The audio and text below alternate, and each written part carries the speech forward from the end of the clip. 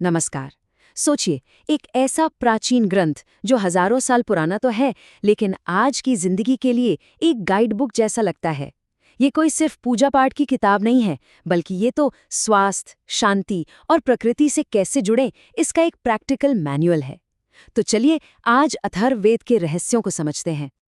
जरा कल्पना कीजिए, एक गुरु अपने शिष्य से क्या कह रहे हैं। ये शब्द ही अथर्ववेद का पूरा सार हैं। ये कोई बहुत दूर का, कोई मुश्किल फलसफा नहीं है, बल्कि ये एक ऐसा ग्रंथ है जो सीधे सीधे हमारे रोजमर्रा की जिंदगी से, हमारी उम्मीदों से और हाँ, हमारी परेशानियों से भी जुड़ता है। देखे, इस वेद का असली सार किसी लाइब्रेरी की अलमारियों में नहीं मिलेगा। नहीं, इसका सार तो गांव में, जंगल में और हमारे घर में बसता है। ये वो ज्ञान है जो वहां मिलता है जहां असल में जिंदगी जी जाती है, जहां लोग काम करते हैं और अपने सुख दुख महसूस करते हैं।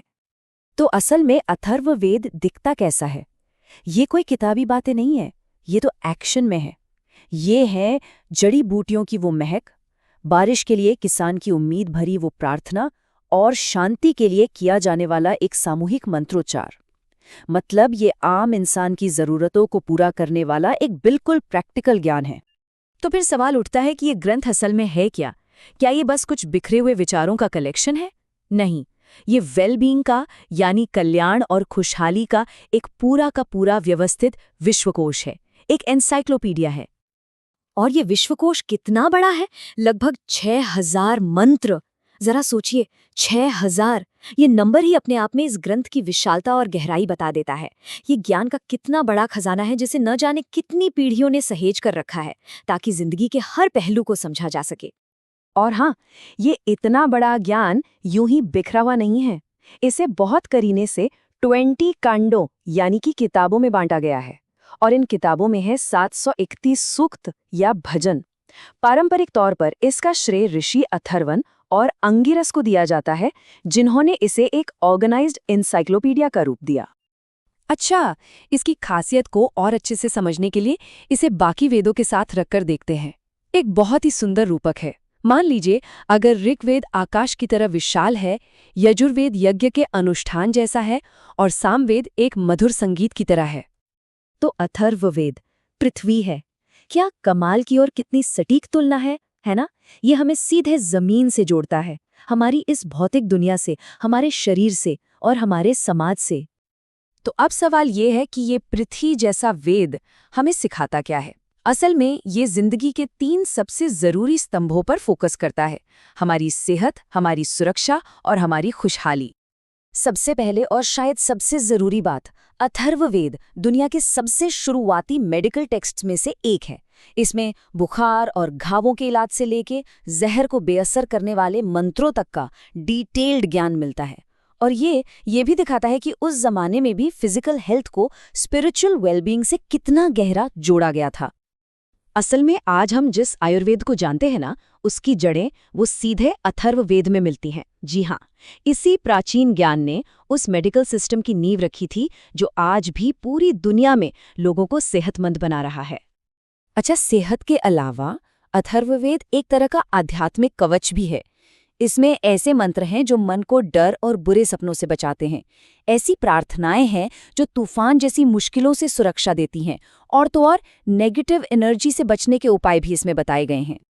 इन सुरक्षा देने वाले भजनों का एक खास नाम भी है, रक्षा मंत्र। नाम से ही पता चलता है ना? इनका मकसद ही है रक्षा करना, सुरक्षित रखना। और आखिर में ये वेद सिर्फ इंसान की नहीं, बल्कि पूरे समुदाय की रोजी रोटी का भी ख्याल रखता है। इसमें उपजाऊ जमीन, अच्छी फसल और सही समय पर बारिश के लिए प्रार्थनाएं हैं। सोचिए, किसी भी खेती पर निर्भर समाज के लिए ये चीजें तो लाइफलाइन जैसी थी। ये वाकई में एक होलिस्टिक अप्रोच है। लेकिन अथर्ववेद का ज्ञान सिर्फ हमारी बाहरी फिजिकल जरूरतों पर ही नहीं रुकता। नहीं, ये उससे भी कहीं आगे जाकर मन और आत्मा की गहराइयों में उतरता है। और ये बात सच में हैरान कर देती है कि ये ग्रंथ कितना मॉडर्न लगता है। ये हमारे विचारों, हमारी भावनाओं, चिंता और डर जैसे कॉन्सेप्ट्स को एक्सप्लोर करता है। इससे एक बात तो साफ हो जाती है कि मेंटल बैलेंस की ये जो तलाश है ना, ये कोई आज की बात नहीं है, बल्कि हजारों सालों से इंसानी जिंदगी का एक अहम हिस्सा रही है। पता है, इसमें मन की तुलना किससे की गई है? एक पक्षी से। एक ऐसा पक्षी जो एक विचार से दूसरे विचार पर फुर्र फुर्र उड़ता रहता है। आज के ज़माने में भी ये बात कितनी सही लगती है ना? ये हमारे मन के चंचल स्वभाव को कितनी खूबसूरती से दिखाता है। तो मन की इस अंदरूनी दुनिया से निकलकर अब ये वेद हमें हमारी बाहरी दुनिया से यानी हमारी पृथ्वी से जोड़ता है। और इसका सबसे खूबसूरत उदाहरण है भूमि सूक्त, पृथ्वी माता को समर्पित एक बहुत ही पावरफुल भजन। माता भूमि पुत्रो अहम पृथव्याः। पृथ्वी मेरी माता है, मैं उसका संतान हूँ। बस एक पल के लिए इस एक लाइन की ताकत को महसूस कीजिए। ये प्रकृति के साथ एक कितना गहरा, कितना पर्सनल और कितना सम्मान भरा रिश्ता बना देता है। ये सिर्फ एक श्लोक नहीं है, ये भारत की इकोलॉजिकल फिलॉसफी की उसकी बुनियाद है। ये सोच कि हम इस पृथ्वी के मालिक नहीं बल्कि इसके बच्चे हैं। आज के एनवायरमेंटल क्राइसिस के दौर में ये बात पहले से कहीं ज्यादा जरूरी हो गई है। तो देखिए, हीलिंग, प्रोटेक्शन, मेंटल पीस और प्रकृति से जुड़ाव, ये सब मिलकर अथर्ववेद की एक ऐसी विरासत बनाते हैं जो आज के समय में शायद पहले से भी ज्यादा मायने रखती है। और सबसे कमाल की बात क्या है पता है? ये ज्ञान सिर्फ आध्यात्मिक या रूहानी नहीं था, इसमें हमें विज्ञान की शुरुआती निशान मिलते हैं। आयुर्वेद की pharmacology, Indian psychology, fumigation techniques और यहाँ तक कि मेटलर्जी के भी रेफरेंस मिलते हैं। एक तरह से देखें तो ये दुनिया के पहले साइंटिफिक टेक्स्ट्स में से एक है। और यहीं हम वापस गुरु के उन्हीं शुरुआती शब्दों पर आ जाते हैं कि अथर्ववेद जिंदगी के किसी एक हिस्से को नहीं बल्कि पूरे इंसान को देखता है। शरीर, मन, घर और समाज। ये जिंदगी को देखने का एक कंप्लीट, एक इंटीग्रेटेड नजरिया है। तो चलिए इस एक सवाल के साथ इस चर्चा को समाप्त करते हैं। आज की इस भाग-दौड़ भरी दुनिया में जहां हम सब फिजिकल, मेंटल और एनवायरमेंटल बैलेंस ढूंढ रहे हैं, जिंदगी के लिए इस प्राचीन होलिस्टिक गाइड से हम क्या सीख सकते हैं? इस पर जरूर सोचिएगा।